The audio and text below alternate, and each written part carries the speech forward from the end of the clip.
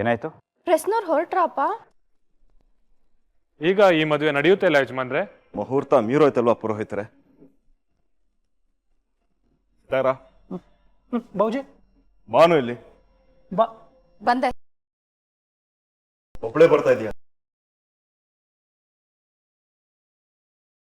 ತಂಗಿವ ಅವಳಲ್ಲಿ ಗೀತಾ ಕಳಿಸ್ಬಿಟ್ಯಾ? ಅದೇಕ್ ಸಾಧ್ಯ?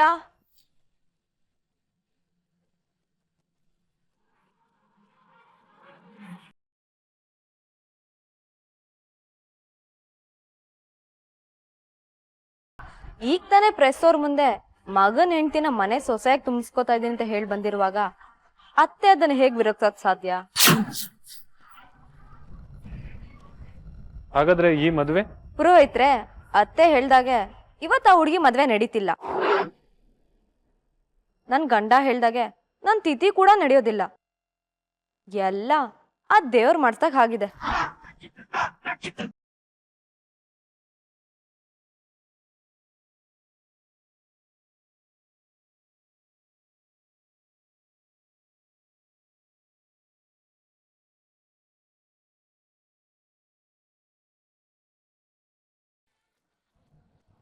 ದಯವಿಟ್ಟು ನನ್ನ ಕ್ಷಮಿಸ್ಬಿಡಮ್ಮ. ಈ ಮನೆ ಸೊಸೆ ಆಗ್ತೀನಿ ಅಂತ ಮನ್ಸಲ್ಲಿ ಸಾವಿರಾರು ಕಂದ್ಗಳನ್ನ ಕಟ್ಕೊಂಡಿದ್ದೆ ಅನ್ಸುತ್ತೆ. ನಿನ್ನ ಮತ್ತೆ ನಿನ್ನ ಎತ್ತವ್ರ ಕನ್ಸುಗಳನ್ನ ಹಾಳು ಮಾಡ್ಬೇಕು ಅನ್ನೋದು ನನ್ನ ಉದ್ದೇಶ ಆಗಿರ್ಲಿಲ್ಲ. ನಮ್ಮ ಅಪ್ಪ ಅವ್ರ ಮರ್ಯಾದೆ ಹಾಳಾಯ್ತು, ಅವ್ರ ಮಗಳಿಂದ ತಲೆ ಎತ್ಕೊಂಡು ತಿರ್ಗದರ ಆಗಾಯ್ತು ಅಂತ ನನ್ನ ಮನೆಯಿಂದ ಆಚೆ ಹಾಕಿದ್ರು. ನಂದು ಯಾವ ತಪ್ಪಿಲ್ದೇ ಇದ್ರು ಅದಕ್ಕೆ ಉತ್ತರ ಹುಡುಕ್ಬೇಕಂತ ಬಂದೆ. ಆದ್ರೆ ನನ್ನ ಉತ್ತರ ನಿಮ್ಮೆಲ್ಲರ ಪಾಲಿಗೂ ಪ್ರಶ್ನೆ ಆಗಿ ಉಳ್ದೋಯ್ತು. ಕ್ಷಮಿಸಿ.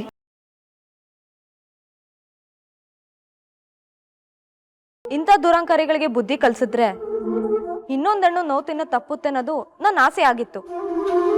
ಅದೇ ರೀತಿ ನಿನ್ ಪಾಲಿಗೂ ಬರ್ತಿದ್ ನೋವನ್ನ ನಾನು ತಪ್ಸಿದ್ದೀನಿ ಅನ್ನೋ ಸಮಾಧಾನ ನನಗಿದೆ.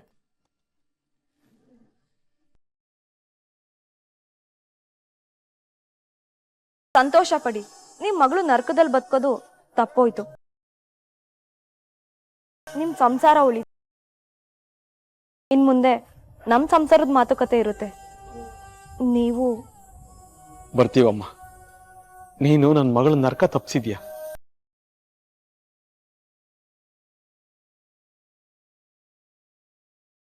ಆದ್ರೆ ಈಗ ನೀನ್ ನರ್ಕದಲ್ಲಿದ್ಯಾ. ಹುಷಾರು, ನೀನ್ ಕಾಪಾಡ್ಕೊ. ನಡಿಯಮ್ಮ ಹೋಗೋಣ.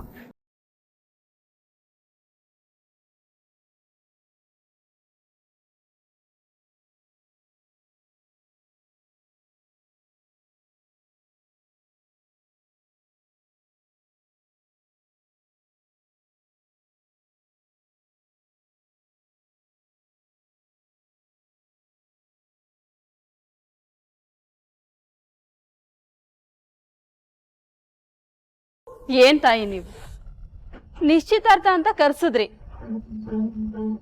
ಮದ್ವೆ ಅಂದ್ರಿ, ಮಗನ್ಗೆ ಗಂಡಾಂತರ ಇದೆ ಅಂತ ಕಾರಣ ಕೊಟ್ರಿ. ನಯ ವಿನಯ ಅನ್ನೋದು ನಿಮ್ ಮಗನ್ ಗುಣ ಅಂದ್ರಿ. ಇದನ್ನೆಲ್ಲ ಹೇಳಿ ನನ್ನ ಬಂಗಾರದಂತ ಮಗಳನ್ನ ಒಬ್ಬ ರಾಕ್ಷಸನ್ ಜೊತೆ ಮದುವೆ ಮಾಡ್ಸೋದಕ್ ನೋಡಿದ್ರಿ. ಬೇರೆಯವ್ರ ಬದುಕಿನ ಜೊತೆ ಈ ರೀತಿ ಆಟ ಆಡೋ ನಿಮ್ಮಂತವ್ರಿಗೆ ಶಾಪ ಹಾಕ್ಬೇಕು ಅನ್ಸುತ್ತೆ. ಹಾಕಿದ್ರೆ ಪಾಪ ಸೊಸೆ ಆಗಿರೋ ಇವಳಿಗೆ ಶಾಪ ಹಾಕ್ದಂಗೆ ಆಗುತ್ತೆ ಅನ್ನೋ ಒಂದೇ ಕಾರಣಕ್ಕೆ ಹೋಗ್ತಾ ಇದ್ದೀವಿ. ಗೀತಾ, ಈ ಮನೆ ಸೊಸೆ ನೀನು, ಇನ್ಮೇಲೆ ನಿಂದೆ ಮಾತನಾಡಿಲಿ.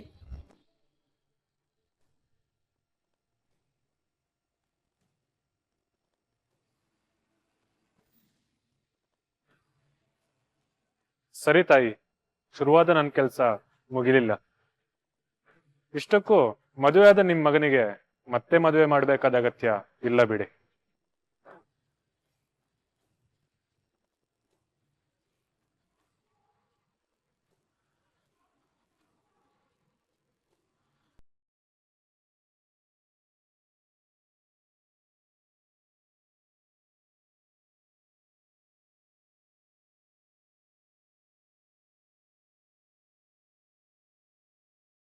ಮನೇಲಿರುವಾಗ ಆ ರೀತಿ ತಲೆ ಮೇಲೆ ಕೈ ಹೊತ್ಕೊಂಡು ಕುತ್ಕೊಂಡ್ಬೇಡ್ರಿ, ದರಿದ್ರ ಹೊಕ್ಕೊಳ್ಳುತ್ತೆ. ದರಿದ್ರ ಆಗ್ಲೇ ಒಕ್ಕರ್ಸ್ಕೊಂಡಿದೆಯಲ್ಲೇ, ಮತ್ತೆ ಬರೋದಕ್ಕೆ ಹೇಗೆ ಸಾಧ್ಯ? ಯಾಕ್ರಿ ಹಾಗೆಲ್ಲ ಮಾತಾಡ್ತೀರಾ? ನಿಮ್ಮ ತಲೆಗೆ ಯೋಚನೆಗಳು ಬರಬಾರ್ದು ಅಂತಲೇ ನಿಮ್ಮ ಮುಂದೆ ಪೇಪರ್ ಇಟ್ಟಿದ್ದೀನಿ. ಪೇಪರ್ ಓದಬಾರ್ದಾ? ಅಥವಾ ಸ್ವಲ್ಪ ಹೊತ್ತು ಟಿ ವಿ ನೋಡಿ. ಅದನ್ನು ಬಿಟ್ಟು ತಲೆ ಮೇಲೆ ಕೈ ಇಟ್ಕೊಂಡು ಏನೇನೋ ಯೋಚನೆ ಮಾಡ್ತಿದ್ದೀರಲ್ಲ. ಭಯ ಭಯ ಸುಶೀಲ, ನಿನ್ನ ಮಗಳು ಗೀತಾ ವಿಡಿಯೋನ ಮೀಡಿಯಾದವ್ರು ಎಲ್ಲಿ ಪ್ರಸಾರ ಮಾಡಿಬಿಡ್ತಾರೋ, ಬ್ರೇಕಿಂಗ್ ನ್ಯೂಸ್ ಅಂತ BP ಶ್ರೀನಿವಾಸ್ ಮಗಳು ಗೀತಾ ಅಂತ ಎಲ್ಲಿ ಪದೇ ಪದೇ ಹೇಳ್ತಾರಂತ ಭಯ. ಸರಿ ಹೋಯ್ತು ನಿಮ್ಮ ಕತೆ. ಅದ್ರ ಬಗ್ಗೆ ಯೋಚನೆ ಮಾಡೋದು ಬೇಡ ಅಂತೀರಾ? ನೋಡಿದ್ರೆ ಮತ್ತೆ ಮತ್ತೆ ನೀವೇ ಯೋಚನೆ ಮಾಡ್ತಾ ಕೂತಿರ್ತೀರಾ. ನೀನು ಹೇಳಿದ್ರೆ ಸುಲಭ ಅಲ್ಲ ಕಣೆ. ಹಲೋ, ಆಗ್ಲೇ ಹೇಳಿದ್ರಲ್ಲ ಆ ವಿಷಯನ. ಆಯ್ತು ಬಿಡ್ರಿ, ಹೇಳಿದ್ರಿ ಎಷ್ಟು ದಿನ ಹೇಳ್ತೀರಾ? ಏನು ಹಂದಿ ತರ ನುಗ್ತಾ ಇದೆಯಾ? ಎಜುಕೇಟೆಡ್ ಆಗಿ ಅಷ್ಟು ಗೊತ್ತಾಗಲ್ವೇನೋ? ಹೊರಗಡೆ ಬರುವಾಗ ಮಾಸ್ಕ್ ಹಾಕೊಂಡು ಬರಬೇಕು. ಎಲ್ಲೋ ಮಾಸ್ಕು ಹಾಕೊಳ್ಳೋ, ಹಾಕೋ. ಸ್ಯಾನಿಟೈಸರ್ ಎಲ್ಲೋ? ಏ ಸುಶೀಲಾ, ಸ್ಯಾನಿಟೈಸರ್ ತಗೊಂಬಾರೆ. ರೀ, ನಿಮ್ಮ ಫ್ರೆಂಡ್ ಜಯಣ್ಣ ರೀ. ಅಯ್ಯ, ಫ್ರೆಂಡ್ ಆದ್ರೆ ಹೊರಗಡೆ ಬರೋರ್ಗೆ ಕರೋನಾ ಬರಲ್ಲ ಅಂತ ಹೇಳಿದ್ಯೇನೋ? ಹಾಕೆ ಮೊದ್ಲು ಹಾಕೆ. ಅಯ್ಯೋ, ಅವನ ವಿಷಯ ನಿನ್ಗೆ ಗೊತ್ತಿಲ್ವೇನಮ್ಮ? ಹಾಕಮ್ಮ.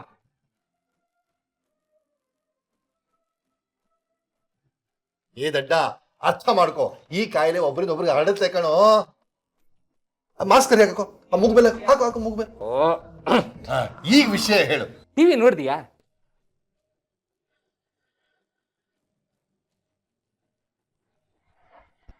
ಸುಶೀಲಾ, ನಾನು ಹೇಳಿಲ್ವೇನೆ? ಕರ್ಮ ಮುಗೀತು. ಅಂದ್ರೆ ವಿಷಯ ಗೊತ್ತಾಯ್ತಾ? ಏನೋ ಜಯಣ್ಣ, TV ನ್ಯೂಸ್ನಲ್ಲಿ ಏನಾದ್ರು ನನ್ನ ಮಗಳ ಬಗ್ಗೆ ಬರ್ತಿದ್ಯೇನೋ? ಅದನ್ನೇ ಹೇಳಕ್ ಬಂದೆ. ಮನೇಲಿ ಟಿವಿ ಹಾಕಿಲ್ವೇನೋ? ಆ ಕರ್ಮನ ಏನೋ ಅಂತ ನೋಡೋದು. ಮೊದಲನೇ ಸರ್ತಿ ಬ್ರೇಕಿಂಗ್ ನ್ಯೂಸ್ ಅಂತ ಬಂದಾಗ ನಾನು ಅದೇ ರೀತಿ ತಪ್ಪು ತಿಳ್ಕೊಂಡೆ ಶ್ರೀನಿವಾಸ. ಹೋಗಿ ಹೋಗಿ ನಿಮ್ಮ ಮಗಳು ಗೀತಾ ಇಂಥ ಕೆಲಸ ಮಾಡ್ತಾಳ ಅಂತ ಆಶ್ಚರ್ಯಪಟ್ಟೆ. ಆಮೇಲೆ ಸತ್ಯ ಗೊತ್ತಾದ್ಮೇಲೆ ನಿನ್ನ ಗೌರವ ಯಾವ ಮಟ್ಟಕ್ಕೆ ಏರಿದೆ ಅಂತ ನೋಡಿ ಆಮೇಲೆ ನಿನ್ ಮೇಲೆ ಗೌರವ ಬಂತು. ಲೇ, ನನ್ನ ಹಣೆ ಬರಹದ ಟೆಲಿಕಾಸ್ಟ್ ನೋಡಿದ್ಮೇಲೂ ಗೌರವದ ಬಗ್ಗೆ ಮಾತಾಡ್ತಿದ್ಯಲ್ಲೋ? ನೋಡ, ಯಾರೋ ನಿನಗಾಗದವರು ಗೀತಾ ಮಿನಿಸ್ಟರ್ ಮಗನ ವಿಡಿಯೋ ತೆಗೆದು ಅದಕ್ಕೆ ಕೆಟ್ಟ ಅರ್ಥ ಬರೋ ಹಾಗೆ ಕಾಮೆಂಟ್ರಿ ಕೊಟ್ರೆ ಸತ್ಯ ಸತ್ತೋಗುತ್ತಾ ಹೇಳು? ಅಲ್ಲ ಜಯಣ್ಣ, ಈಗ ನಿಮಗೆ ಗೊತ್ತಾಗಿರೋ ಸತ್ಯ ಯಾವುದು? ಅದೇ ಅಮ್ಮ, ಆ ಮಿನಿಸ್ಟರ್ ಮಗ ನಿಮ್ಮ ಮಗಳು ಗೀತಾ ಒಬ್ರನ್ನೊಬ್ರು ಇಷ್ಟಪಡ್ತಾ ಇದ್ರು.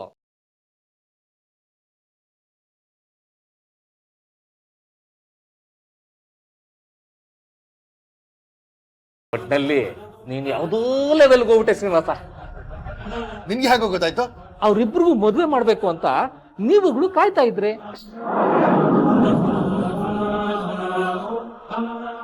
ಅಷ್ಟರಲ್ಲಿ ಈ ದರಿದ್ರ ಕರೋನಾ ಬಂದು ಸಿಂಪಲ್ ಆಗಿ ಮದುವೆ ನಡೆದಿದೆ. ದೊಡ್ಡ ರಿಸೆಪ್ಷನ್ ಮಾಡಿ ಆಮೇಲೆ ಎಲ್ರಿಗೂ ವಿಷಯ ತಿಳಿಸೋಣ ಅಂತ ಮಿನಿಸ್ಟರ್ ಅನ್ಕೊಂಡಿದ್ರು. ಅಷ್ಟರಲ್ಲಿ ಯಾರೋ ಈ ವಿಡಿಯೋನ ವೈರಲ್ ಮಾಡಿದ್ದಾರೆ ಅಷ್ಟೇ ತಾನೇ. ಇಷ್ಟಕ್ಕೂ ಗಂಡ ಹೆಂಡತಿ ಒಟ್ಟಿಗೆ ಇರೋದನ್ನ ಯಾರು ತಾನೇ ತಪ್ಪು ಅಂತ ಹೇಳ್ತಾರೆ? ಅಲ್ಲ ಕಣೋ ಜಯ, ಇದನ್ನೆಲ್ಲ ನಿನ್ಗ್ಯಾರೋ ಹೇಳಿದ್ರು? ಮತ್ತೆ ನೋಡೋ, ನೀನು ಅದೇ ಪ್ರಶ್ನೆ ಕೇಳ್ತೀಯ. ಯಾರು ಏನು ಹೇಳೋದು? ಮಂತ್ರಿಗಳೇ ಪ್ರಶ್ನವ್ರ ಮುಂದೆ ಹೇಳಿದ್ದಾರೆ.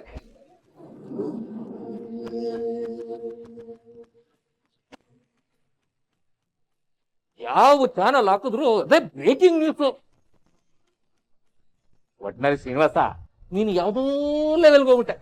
ಸುಮ್ಮನೆ ಸಾಕು, ನೀನಿನ್ನೆ ಮುಖ ನೋಡ್ತಾ ನಿಂತಿದ್ಯಾ? ಹೋಗೆ ಟಿವಿ ಹಾಕು, ಹೋಗೆ. ಶ್ರೀನಿವಾಸ,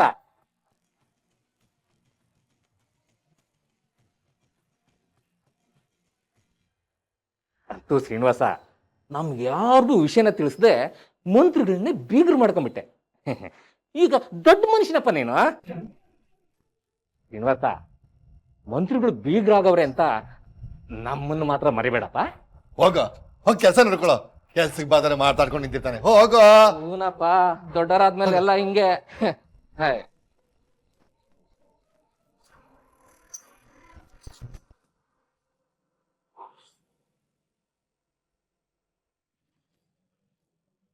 ಆದರೆ ಈ ಕ್ಷಣದಿಂದ ನಿಮ್ಮ ಮಾಧ್ಯಮದಲ್ಲಿ ಹೇಳ್ಬೇಕಾಗಿರೋ ಸತ್ಯ ಏನು ಅಂತಂದ್ರೆ, ಈ ಹೆಣ್ಣು ಮಗಳು ಗೀತಾ ನನ್ನ ಮನೆ ಸೊಸೆ, ನನ್ನ ಮಗನ ಹೆಂಡತಿ. ಇವರಿಬ್ರು ಮದ್ವೆನ ಬಹಳ ಅದ್ದೂರಿಯಾಗಿ ಮಾಡ್ಬೇಕು ಅಂತ ಪ್ಲಾನ್ ಮಾಡಿದ್ವಿ. ಒಳ್ಳೆ ಮುಹೂರ್ತ ಬೇರೆ ಸಿಕ್ತು. ಅದಕ್ಕೆ ಸಿಂಪಲ್ ಆಗಿ ಮನೇಲೆ ಮದುವೆ ಮಾಡ್ತಾ ಇದೀನಿ. ಇವರಿಬ್ಬರ ಆರ್ಥಕ್ಷತೆಯನ್ನ ಅದ್ದೂರಿಯಾಗಿ ಇಟ್ಕೊಳ್ಬೇಕು ಅಂತ ಇದ್ದೀವಿ. ಜೊತೆಗೆ ನಿಮ್ಗೂ ಇನ್ವಿಟೇಷನ್ ಕೊಡ್ತೇನೆ, ನೀವೆಲ್ಲರೂ ಬಂದು ಹರಿಸ್ಬೇಕು. ಯಾವುದೋ ಒಂದು ವಿಡಿಯೋ ನೋಡಿ ಅದರ ಕೆಟ್ಟ ಕಾಮೆಂಟ್ರಿಯನ್ನ ಕೇಳಿ ನಿಮ್ಮದೇ ತೀರ್ಮಾನಕ್ಕೆ ನೀವು ಬರಬಾರ್ದು ಅಂತ ಕೈ ಮುಗಿದು ಕೇಳ್ಕೊಳ್ತೀನಿ.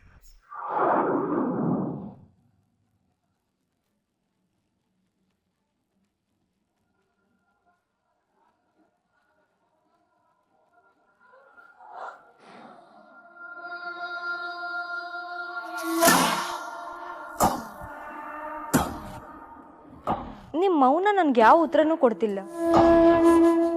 ಆದ್ರೆ ನನ್ ಬೇಕಾದ ಉತ್ತರ ನಂಗೆ ಸಿಕ್ಕಿದೆ ಅನ್ನೋ ವಿಶ್ವಾಸದಲ್ಲಿ ನಾನು ಇದ್ದೀನಿ, ನಾನು ಇರ್ತೀನಿ. ಅದಕ್ಕೆ ನಾನು ಮೊದಲು ಥ್ಯಾಂಕ್ಸ್ ಹೇಳ್ಬೇಕಾಗಿರೋದು ನನ್ನ ಮಾವನವ್ರಿಗೆ. ಯಾಕಂದ್ರೆ ಅವ್ರೊಬ್ರೆ ನನ್ನ ಎಲ್ರೂ ಮುಂದೆ ಈ ಮನೆ ಸೊಸೆ ಅಂತ ಒಪ್ಕೊಂಡಿದ್ದು. ಈ ಮನೆ ನಿಮ್ದು, ಈ ಕುಟುಂಬ ನಿಮ್ದು, ನಿಮ್ ಡಿಸಿಷನ್ ಇದರಲ್ಲಿ ಫೈನಲ್ ಅಂತ ಎಲ್ರಿಗೂ ಗೊತ್ತು. ನಿಮ್ಮಲ್ಲಿ ನನ್ನ ಸೇರ್ಸ್ಕೊಂಡಿದ್ಕೆ ಥ್ಯಾಂಕ್ಸ್ ಮಾವ. ನನಗೆ ಬೇರೆ ದಾರಿ ಇರ್ಲಿಲ್ಲ. ಮಾನ ಅನ್ನೋದು ಪ್ರಾಣಕ್ಕಿಂತ ದೊಡ್ಡದು ಅಂತ ನಮ್ಮಪ್ಪ ಯಾವಾಗ್ಲೂ ಹೇಳ್ತಾ ಇರ್ತಾರೆ. ಸೊ ನಿಮ್ ಮಗನಿಂದ ಮಾನ ಕಳ್ಕೊಂಡಿದ್ ನಾನು ಪ್ರಾಣ ಹೋದ್ರೂ ಪರವಾಗಿಲ್ಲ ಅಂತ ಈ ಮನೆ ಹೊಸ್ಲು ದಾಟಿ ಬಂದೆ. ಆದ್ರೆ ನೀವ್ ಎರಡನ್ನೂ ಕಾಪಾಡಿದ್ರಿ. ದಯವಿಟ್ಟು ನನ್ನ ಬಗ್ಗೆ ತಪ್ಪು ತಿಳಿಬೇಡಿ. ನೀವು ಮಂತ್ರಿಗಳು, ನೀವು ಮರ್ಯಾದೆ ಕಳಿಬೇಕು ಅಂತ ನಾನು ಬಂದವಳಲ್ಲ. ವಿಡಿಯೋ ನೋಡಿದ ಪ್ರತಿಯೊಬ್ರು ಮುಚ್ಚಿದ ಬಾಗ್ಲ ಹಿಂದೆ ಏನೇನ್ ನಡೆದಿರ್ಬೋದು ಅಂತ ಅವ್ರವ್ರ ಕಲ್ಪನೆ ತಕ್ಕಂಗೆ ಮಾತಾಡಿದ್ರು. ಕೆಟ್ಟದ್ದೇ ಹೇಳ್ತಾ ಹೋದ್ರು. ಅದೇ ಮುಚ್ಚಿದ ನಿಮ್ಮನೆ ರೂಮ್ ಬಾಗ್ಲು ಹಿಂದೆ ಏನಾಯ್ತು ಅನ್ನೋ ಒದಾಟ ನಿಮ್ಮೆಲ್ರೂ ಮನ್ಸಿಗೂ ಬಂದಿರ್ಬೋದು. ಆಗಿದ್ದು ಒಳ್ಳೇದೆ. ಅದರಿಂದ ಕೊರಳಿಗೆ ಬಿದ್ದಿದ್ದು ಈ ತಾಳಿ.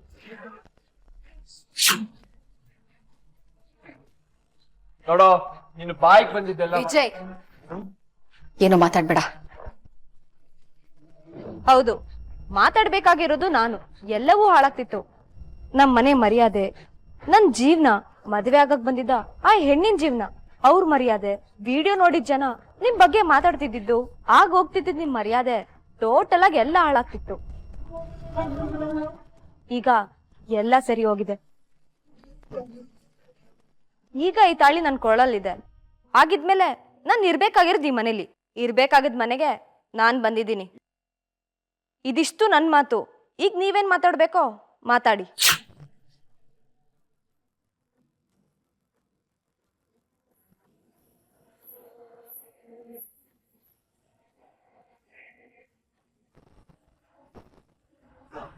ಕಣ್ಮಣಿ, ಒಂದು ಕಪ್ ಟೀ ತಗೊಂಡ್ ಬಾ.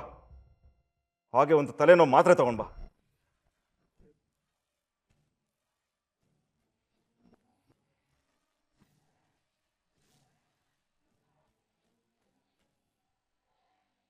ಕಣ್ಮಣಿ, ನನಗೂ ಟೀ ಬೇಕು. ಬಾ ವಿಜಯ್.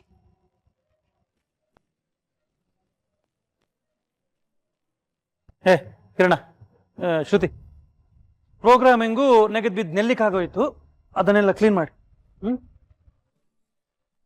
ಏಯ್ ಶ್ರುತಿ, ಇದನ್ನೆಲ್ಲ ಆಮೇಲಿಂದ ಕಣ್ಮಣಿ ನೋಡ್ಕೊತಾಳೆ, ನೀನ್ ನಡಿ.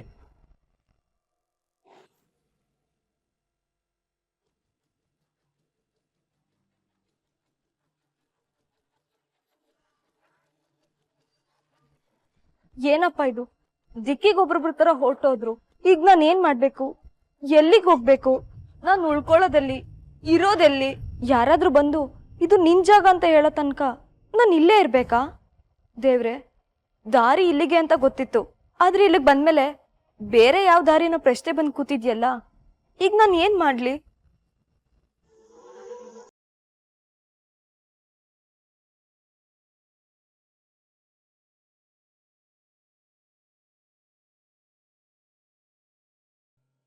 ರೀ ಮತ್ತೆ ಯಾಕೆ ತಲೆ ಮೇಲೆ ಕೈ ಹೊತ್ಕೊಂಡು ಕೂತಿದ್ದೀರಾ? ನೋಡಿದ್ರೆ ನನ್ನ ಮಗಳು ಮಾಡಿದ ಕೆಲಸನ ಈಗೇನಂತೀರಾ? ನಾನೇನು ಹೇಳೋ ಸುಶೀಲ, ನೀನೇನಂತೀಯ ಹೇಳು. ನನ್ನ ಮಗಳು ನನ್ನ ಮರ್ಯಾದೆನ ಕಡಿದ್ಲು ಅಂತ ಹೆತ್ತ ಮಗಳನ್ನ ಮನೆಯಿಂದ ಆಚೆ ಹಾಕಿದ್ರಿ. ಆದ್ರೆ ಹೊರಗೋದ ಮಗಳು ನಿಮ್ಮ ಮರ್ಯಾದೆನ ಉಳಿಸಿದ್ದಾಳೆ, ಬೆಳೆಸಿದಾಳೆ. ಜಯಣ್ಣನೇ ಬಂದು ನಿಮ್ಮನ್ನ ಹೊಗಳ್ತಿದ್ದಾರೆ ಅಂದ್ರೆ ಯೋಚನೆ ಮಾಡಿ. ನಿಮ್ಮ ನಿರೀಕ್ಷೆಗೂ ಮೀರಿದಷ್ಟು ಮರ್ಯಾದೆನ ನಿಮ್ಮ ಮಗಳು ತಂದು ನಿಮ್ಮ ತಲೆ ಮೇಲೆ ಸುರಿದಿದ್ದಾಳೆ. ಹಾಗಂತೀಯ? ಇನ್ನೇನು ಹೇಳಬೇಕು ರೀ? ನಾಳೆ ಸಮಾಜದಲ್ಲಿ ನನ್ನ ಸ್ಥಾನ ಏನಾಗುತ್ತೋ ಅಂತ ಒದ್ದಾಡ್ತಿದ್ರಲ್ಲ, ನೋಡಿ ನಿಮಗೆ ನಿಮ್ಮ ಮಗಳು ಮಂತ್ರಿ ಬೀಗ್ರು ಅನ್ನೋ ಸ್ಥಾನ ಕೊಟ್ಟಿದ್ದಾಳೆ. ಈಗ ಮಂತ್ರಿ ಮಗ ನಿಮ್ಮ ಅಳಿಯ. ಈಗ ನಿಮ್ಮನ್ನ ಯಾರು ಏನೂ ಅನ್ನೋಕ್ಕಾಗಲ್ಲ. ನಮ್ಮ ಗೀತಂಗೂ ಒಂದೊಳ್ಳೆ ಸ್ಥಾನ ಸಿಕ್ಕಿದೆ. ಎಲ್ಲರೂ ನನ್ನ ತಿರಸ್ಕಾರ ಮಾಡ್ತಾರೆ ಅಂತ ಹೆದರ್ತಿದ್ರಲ್ಲ, ಈಗ ನೋಡಿ ಎಲ್ಲರೂ ನಿಮಗೆ ನಮಸ್ಕಾರ ಮಾಡೋ ಕಾಲ ಬಂದಿದೆ. ಇದೆಲ್ಲ ಯಾರಿಂದ ಆಯ್ತು ಹೇಳಿ? ನನ್ನ ಮಗಳು ಗೀತಾಯಿಂದ. ಹೆತ್ತ ಮಗಳನ್ನೇ ಮನೆಯಿಂದ ಆಚೆ ಹಾಕೋ ದುಷ್ಟು ಬುದ್ಧಿ ನಿಮಗಿದ್ರು ಅವಳು ತಂದು ಕೊಟ್ಟಿದ್ದು ನಿಮಗೆ ಮರ್ಯಾದೆಯನ್ನ. ನಿಜಕ್ಕೂ ನಮ್ಮ ಗೀತಾ ಸಾಧಿಸ್ಬಿಟ್ಲು ರೀ. ಏನೇ ಸಾಧಿಸಿದ್ದು ನಿನ್ ತಲೆ? ಇಷ್ಟು ದಿನ ಕೆಂಡ ಎದುರುಗಡೆ ಇತ್ತು. ಕೆಂಡ ಎದುರುಗಡೆ ಇದ್ರೆ ಅದ್ರ ಮೇಲೆ ತಪ್ಪಲೆ ಇಟ್ಟು ಅನ್ನ ಮಾಡ್ಕೊಳ್ಬೋದು. ಅದೇ ಆ ಕೆಂಡ ಇವತ್ತು ನಮ್ಮ ಪೀಠದ ಕೆಳಗಡೆ ಬಂದಿದೆ. ಅದರಲ್ಲಿ ಬೇಯ್ತಿರೋದು ನಾವೇ. ಇದು ನಿನ್ಗೆ ಅರ್ಥ ಆಗ್ತಿಲ್ವಲ್ಲೇ? ಅಂದ್ರೆ ತೊಂದರೆ ಕೊಡೋ ಕೈ ಎಲ್ಲೋ ದೂರ ಇತ್ತು, ಅದನ್ನ ನಿನ್ ಮಗಳು ಹೆಗಲ ಮೇಲೆ ಹಾಕೊಂಡು ಅದನ್ನೇ ಸಂಗಾತಿ ಅಂತಿದ್ದಾಳಲ್ಲೇ. ಆ ಕೈ ಸುಮ್ಮನೆ ಇರುತ್ತಾ? ಸದ್ಯಕ್ಕೆ ಸುಮ್ಮನೆ ಇದ್ರು ಆಮೇಲೆ ಸುಮ್ಮನೆ ಬಿಡುತ್ತೇನೆ. ಇವತ್ತು ಪ್ರೆಸ್ಸು ಮೀಡಿಯಾ ಅಂತ ಸುಮ್ಮನೆ ಇರ್ಬೋದು, ಆದ್ರೆ ನಾಳೆ ಆ ಕಡೆಯಿಂದ ಏನು ಪ್ರಾಬ್ಲಮ್ ಬರುತ್ತೋ ಯಾರಿಗೂ ಗೊತ್ತು. ನಿನ್ನ ಮಗಳು ಮಂತ್ರಿ ಮಗನ ತಟ್ಟೆಗೆ ಹೋಗಿದ್ದಕ್ಕೆ ನಮ್ಮನ್ನೆಲ್ಲ ಬೀದಿಲಿ ನಿಲ್ಲೋ ಹಾಗೆ ಮಾಡ್ದ. ಈಗ ನಿನ್ನ ಮಗಳು ಅವ್ರ ಕುಟುಂಬದ ತಟ್ಟೆಗೆ ಹೋಗಿದ್ದಾಳೆ. ಅವರು ನಮ್ಮನ್ನ ಸುಮ್ಮನೆ ಬಿಡ್ತಾರೇನೆ?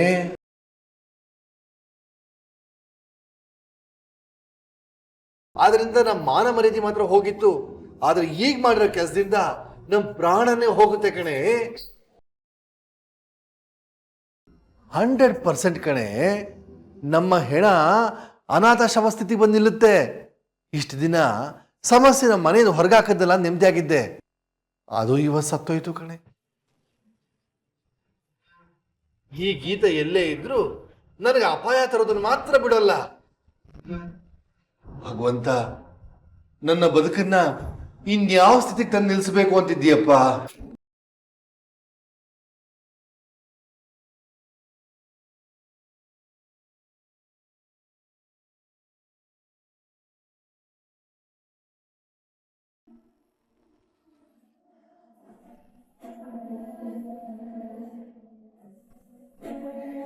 ನೀವು ಮಾಡಿದ್ ಸರಿನಾ?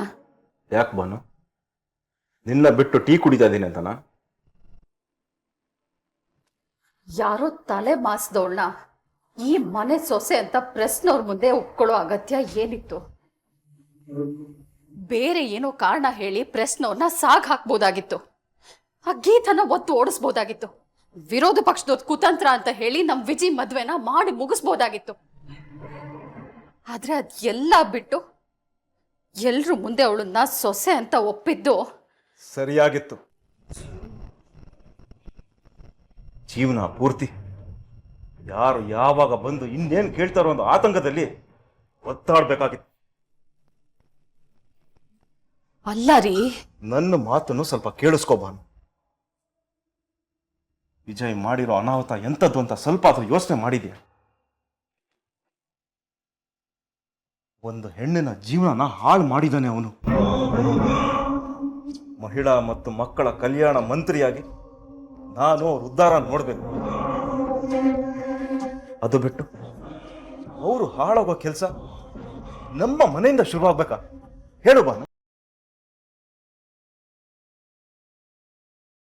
ವಿಜಯ್ನ ಮದುವೆ ನೀನು ನೋಡಿದ ರಾಯಚೂರು ಹುಡುಗಿ ಜೊತೆ ಏನಾರು ಆಗಿದ್ದಿದ್ರೆ ಅವಳು ಬದುಕು, ಗೀತಾ ಬದುಕು, ವಿಜಯ್ನ ಬದುಕು ಅಷ್ಟೇ ಯಾಕೆ, ನನ್ನ ನಿನ್ನ ಬದುಕು ಎಲ್ಲಾನು ಹಾಳಾಗೋಗ್ತಾ ಇತ್ತು.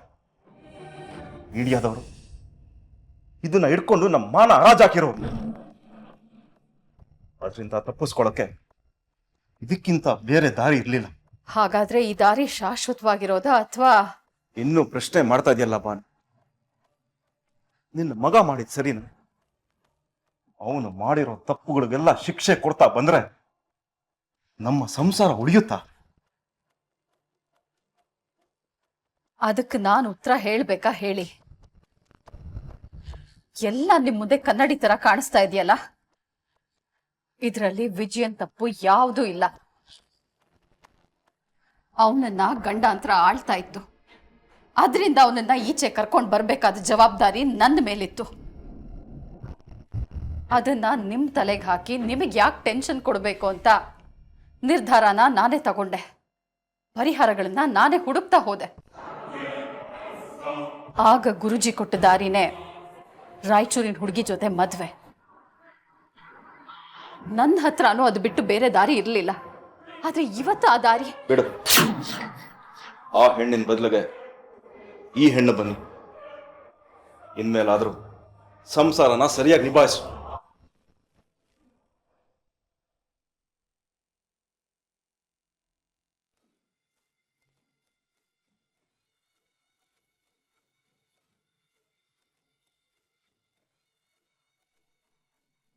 ಅಯ್ಯೋ ದೇವ್ರೆ, ಆ ಹುಡುಗಿ ನನ್ನ ಪಾಲಿನ ಅದೃಷ್ಟ ಆಗಿದ್ಲು. ಆದ್ರೆ ಈ ಗೀತಾ ನನ್ನ ಪಾಲಿನ ದುರಾದೃಷ್ಟ. ಅದನ್ನ ಇವ್ರಿಗೆ ಹೇಗೆ ಅರ್ಥ ಮಾಡಿಸೋದು?